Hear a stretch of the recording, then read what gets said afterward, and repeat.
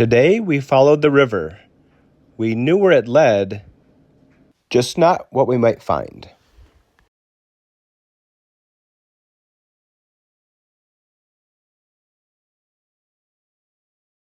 Hey, this is Dave from Backroads and Brushstrokes, and we're on a road trip today, and we're starting here in St. Johnsbury, Vermont. I'm here at the Welcome Center, which is the old train depot.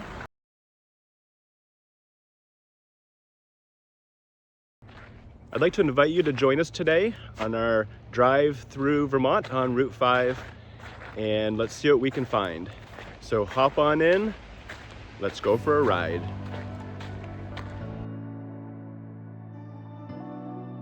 Well, this is a first. Nicole found her painting inspiration right here at our first stop of the day. The St. Johnsbury Railroad Depot, also known as Union Station, was built in 1883, right when railroads ruled the world. This wasn't just a stop, it was a crossroads where north, south, and east-west rail lines connected St. Johnsbury to Boston, Montreal, and beyond. Steam engines hissed, passengers hurried, and freight rolled through day and night. By the mid-1900s, the trains slowed, but the depot never lost its role. Today it still stands as a reminder that this small Vermont town was once a major hub on the rail map.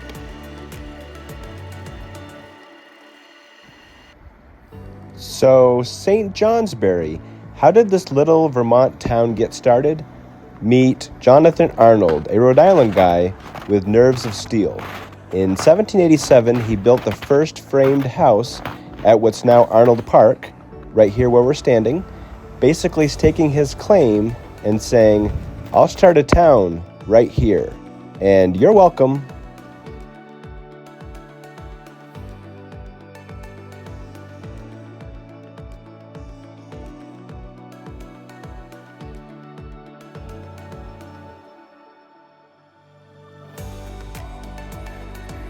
Leaving Arnold Park and heading down Main Street, there's so many big, beautiful, old, historic homes.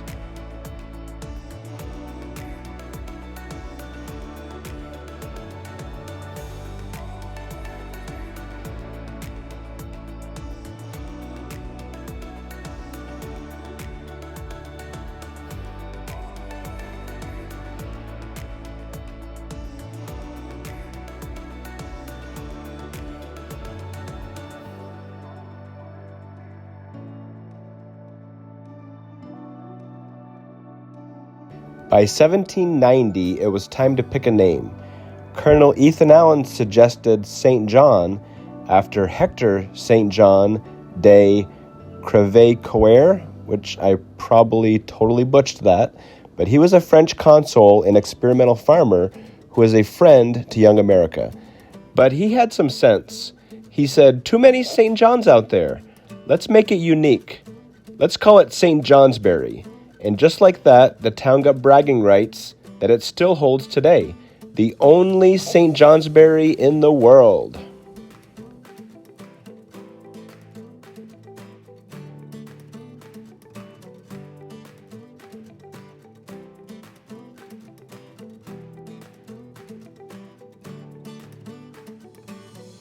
Fast forward a few decades, and the town got busy inventing. Thaddeus Fairbanks created the platform scale in 1830, turning Fairbanks into a household name. Meanwhile, George C. Carey was sweetening things up, literally, with the Carey Maple Sugar Company, marketing maple sugar for tobacco and then later cigarettes. Only in Vermont, right? From daring settlers to clever inventors, St. Johnsbury earned its spot in history. Smart, unique, a little quirky, and proud of every bit of it.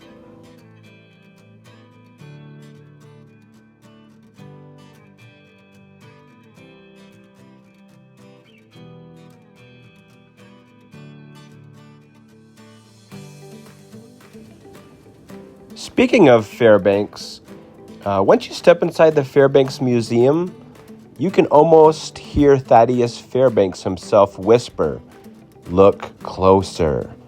Since 1891, this curious place has welcomed explorers of all ages with strange fossils, sparkling gems, mysterious taxidermy, and a planetarium that lets you travel to the stars without ever leaving Vermont. It's the kind of museum where history, science, and wonder have been hanging out together for more than a century, still surprising visitors every day.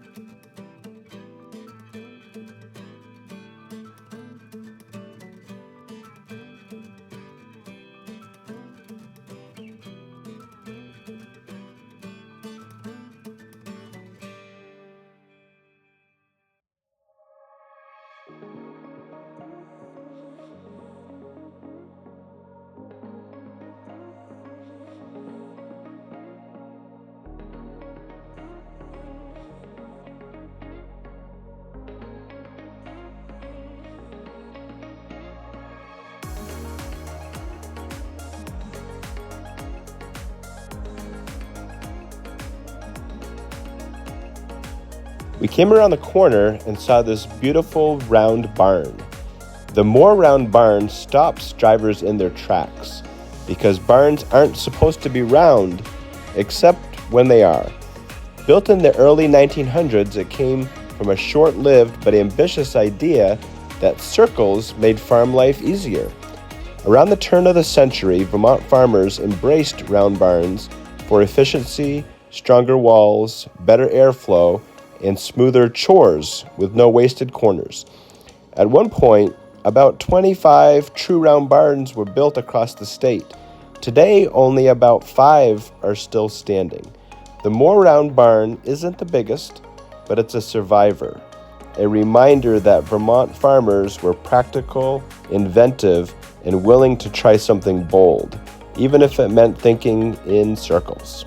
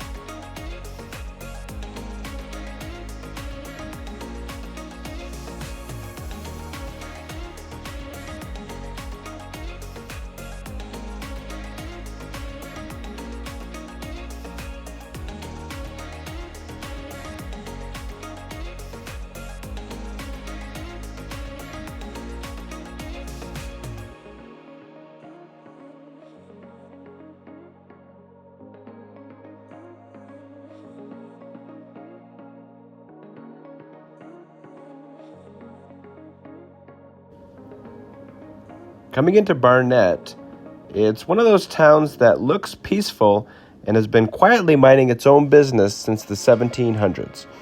Settled in 1763, Barnet figured out early that the Connecticut River was both a blessing and a menace.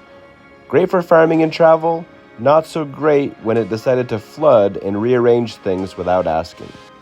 Barnet became an agricultural town with mills, river trade, and strong, stubborn people who knew how to make a living out of rocky soil and hard winters. It was also home to the famous Passumpsic River Valley. Today, Barnet still carries that same steady, no-nonsense charm.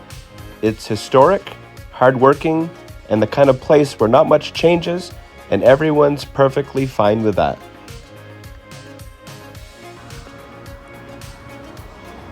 The Passumpsic River meets up with the Connecticut River just outside of town. And here the Stevens River rushes out of the hills, making its way down to the Connecticut.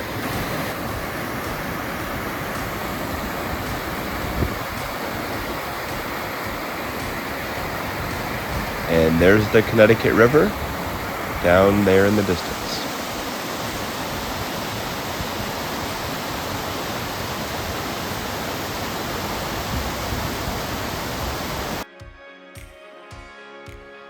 Leaving Barnet, we drove past many old farmhouses and old barns, and we drove through a couple small towns, including Bellows Falls and East Reigate.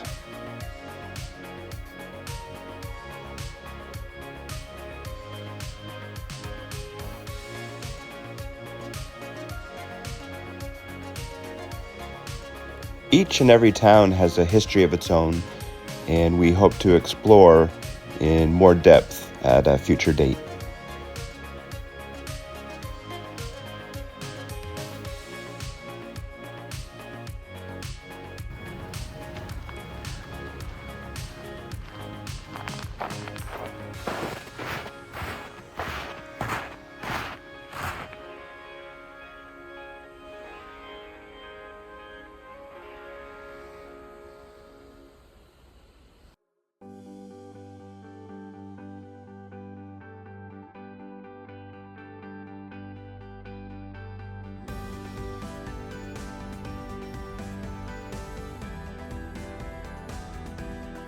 As we traveled along, we were reminded that before GPS, before interstates, and way before "Are we there yet?", there was US Route 5.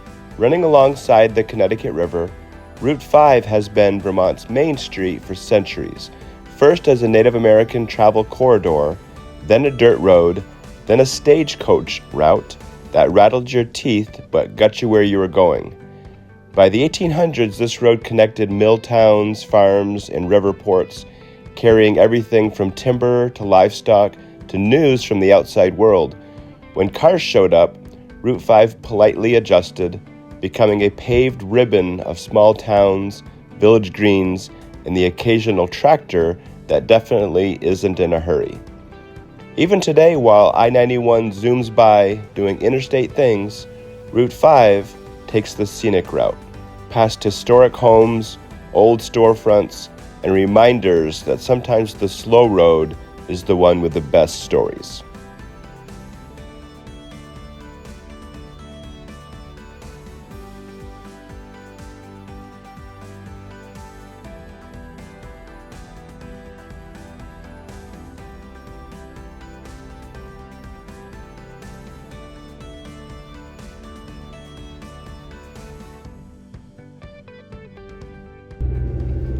We're coming into Wells River, and Wells River may be small, but historically speaking, it's been quietly doing important things for a long time. Sitting right where the Wells River meets the Connecticut River, this spot was prime real estate long before real estate agents existed. Native Americans used it as a traveling and trading crossroads, basically the original meet me by the river location. By the 1800s, Wells River was becoming a busy railroad junction, which meant trains, travelers, and just enough chaos to keep things interesting. Lumber, goods, and people passed through, and for a while this tiny village punched way above its population weight. Today, Wells River is quieter, but its history still echoes in the tracks, the bridges, and the feeling that something bigger once passed through here. It's kind of a place that doesn't brag, but it doesn't have to.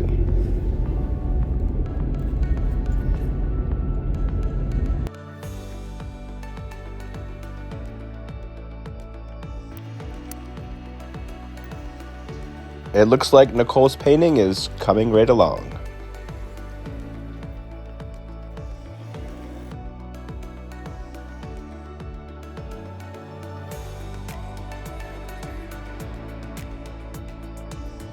And a quick check on the river. Still there, still beautiful.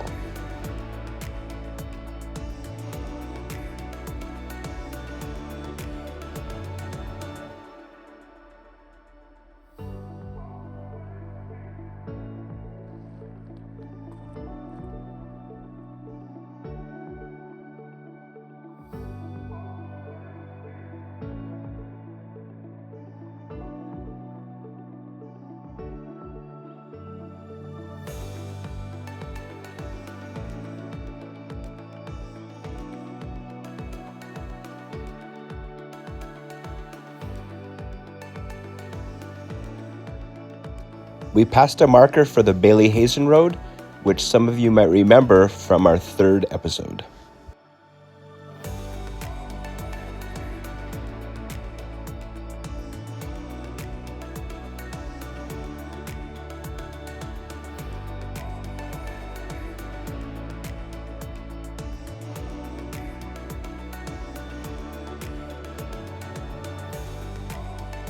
Coming into town, have you ever heard of Newbury, Vermont? Small town, big personality. Chartered way back in 1763, it sits right on the Connecticut River, which back then meant trade, travel, and the occasional dramatic canoe arrival. But Newbury wasn't just about rivers and farms. In the 1830s, Newbury Seminary opened, giving local kids a serious education. Not long after, the Newbury Biblical Institute popped up, training ministers and eventually helping set the stage for Boston University's School of Theology. Basically, while other towns were wrestling cows, Newbury was wrestling big ideas. Through mills, river trade, and winters that had bone-chilling temperatures, Newbury kept moving. Today it still wears that mix of brains, grit, and old-school charm like a badge of honor. Quietly historic, a little proud, and always ready for its next story.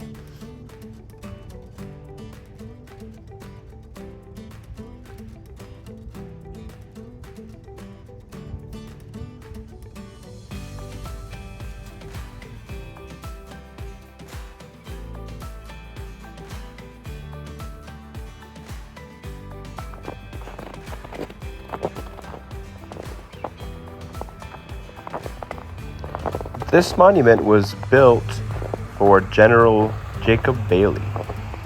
Have you ever met someone who looks at the wilderness and says, "Yep, I'll build a town, and even a road to Canada, no big deal"?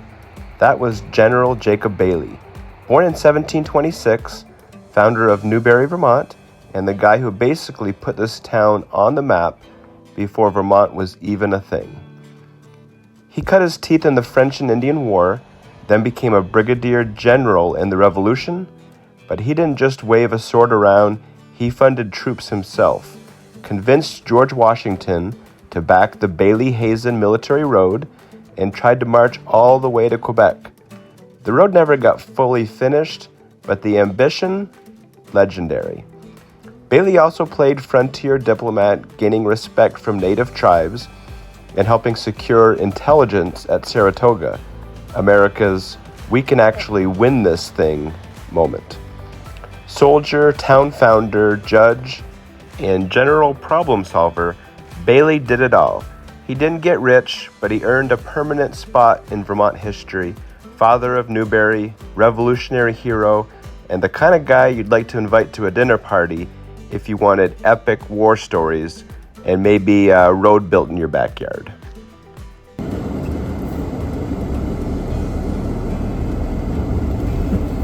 Oops, I forgot I parked with a snowbank in front of me.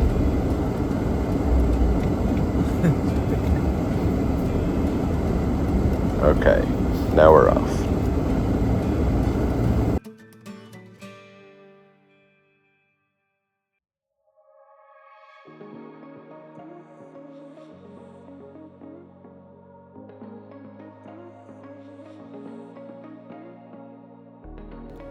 Newbury has so much history and so much charm that we will definitely come back.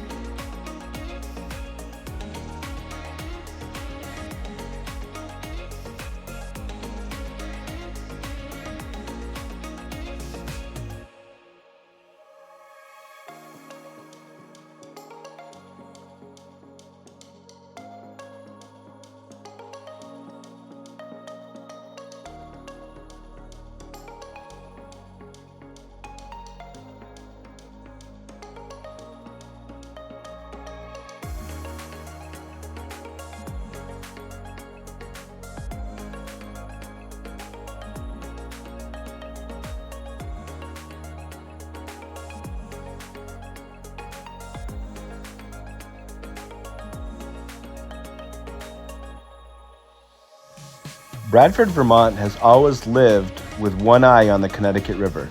Settled in the late 1700s, the town grew where the river met the Waits River, turning Bradford into a natural hub for mills, trade, and later the railroad. Water powered the economy and sometimes tested everyone's patience. And the floods? They became part of the story. Major floods in 1869 and 1927 ripped through downtown, washing out roads, bridges, and businesses. Then in 2011, Tropical Storm Irene reminded everyone that the river still calls the shots, sending water through the streets and storefronts once again. But Bradford has a habit of bouncing back. Each flood led to rebuilding, smarter planning, and a tougher downtown. Today, Bradford stands as a town shaped by two rivers, built by commerce, challenged by water, and defined by resilience.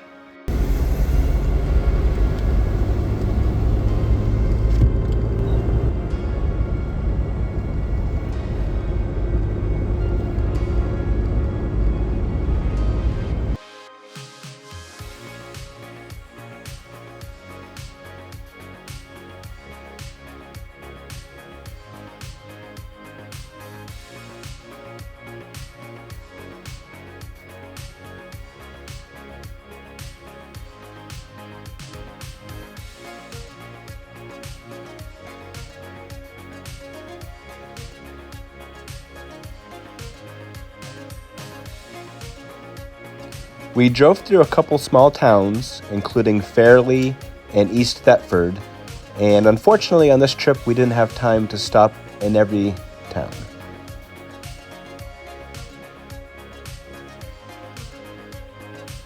We hit a beautiful stretch of road that paralleled the river for miles, and we both decided that we think we'd like to come back in the summer and even the fall to see what it's like then. But if rivers could talk, the Connecticut River would probably start by saying, "I've been here way longer than all of you."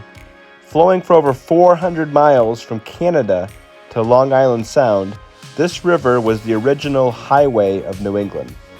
No traffic lights, no tolls, just canoes and confidence. Long before Europeans showed up, native tribes relied on it for travel, trade, and food. Then settlers arrived and said, "Wow, this thing is useful," and promptly built towns, farms, mills, and entire economies along its banks. The river powered sawmills, moved goods, and basically kept early New England running, literally. Its flooded towns, fueled industry, inspired poets, and hosted more fishing stories than anyone can verify. Today, the Connecticut River is calmer, cleaner, and still doing what it's always done, quietly shaping the land, the people, and the history of the region, without ever asking for credit.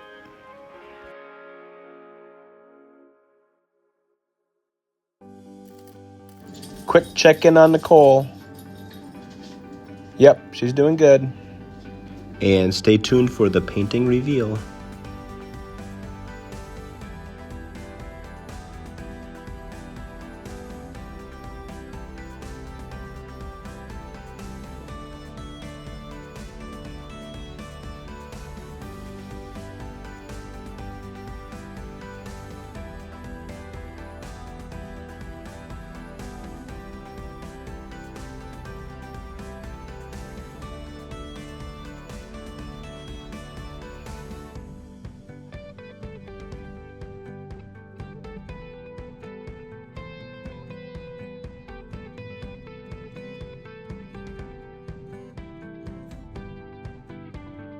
We passed through a few small towns, and then we came to Windsor, which likes to call itself the birthplace of Vermont.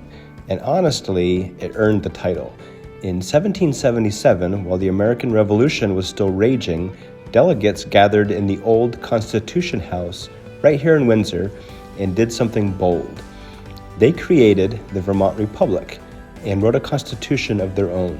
It banned slavery, promoted public education, and gave Vermont its independent streak from day one. But Windsor wasn't about politics. Sitting on the Connecticut River, it became a major industrial town, home to mills, machine shops, and later the famous Robbins and Lawrence Armory, which helped spark the American precision manufacturing movement. Windsor isn't just a pretty river town, it's where Vermont declared who it was: independent, innovative, and just a little ahead of its time.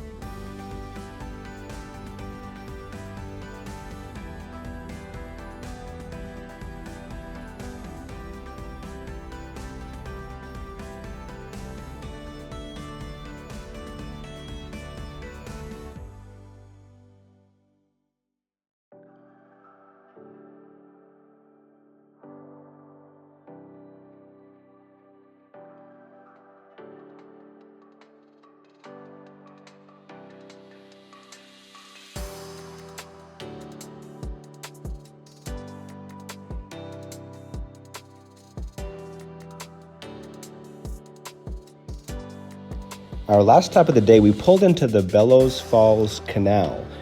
Long before Bellows Falls was a town, the Connecticut River was already making a statement, crashing through a narrow gorge so loud and wild that Native American people called it Kitsi-Amaskew, the Great Falls. For centuries, the falls powered fishing, travel, and trade until they became a problem. Boats couldn't get past them. So in 1791, humans did what humans do best. They engineered a solution. The Bellows Falls Canal was built, becoming one of the first transportation canals in the United States. By 1802, boats could finally bypass the falls, opening the river to commerce, industry, and growth. Suddenly, Bellows Falls exploded into activity. Mills spun, goods moved, and the river transformed from a natural barrier into an economic superhighway. Over time, railroads and roads took over, but the river never stopped shaping the town. Today, the canal still flows quietly beside the falls, a reminder that Bellows Falls exists because of the river and humanity's determination to work with it, not around it.